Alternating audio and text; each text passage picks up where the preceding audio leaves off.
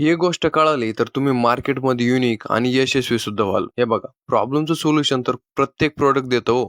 परंतु आपलं प्रोडक्ट वापरत असताना आपल्या कस्टमरचा, युजरचा काय एक्सपिरियन्स आहे, ही गोष्ट सुद्धा खूप जास्त महत्त्वाची आहे. आणि हीच गोष्ट टाईडच्या लक्षात आली आणि तो एक यशस्वी ब्रँड झाला. टाईड एक अमेरिकन ब्रँड 2000 साली भारतामध्ये लॉन्च झाला. इंडियन मार्केटचा अगदी बारीक अभ्यास केलेला. भारतामध्ये जास्त कपडे महिलाच धुतात आणि हातानेच कपडे धुतले जातात. त्यासाठी मशीनचा वापर केला जात नाही. त्यामुळे कठीण डाग काढण्यासाठी सगळ्यात चांगली डिटर्जंट पावडर अशी पोझिशनिंग. त्याचबरोबर लोअर मिडल क्लास आणि अप्पर मिडल क्लास या दोन्ही सेगमेंटला टार्गेट करणारा प्रीमियम ब्रँड आणि इंडियन सायकोलॉजीच्या हिशोबाने प्रीमियम तरी सुद्धा affordable. Powerful branding, positioning, marketing, advertisement तरी सुद्धा म्हणावं असं यश नाही. मग कंपनीनं थोडं त्यांच्या युजरचा अभ्यास केला.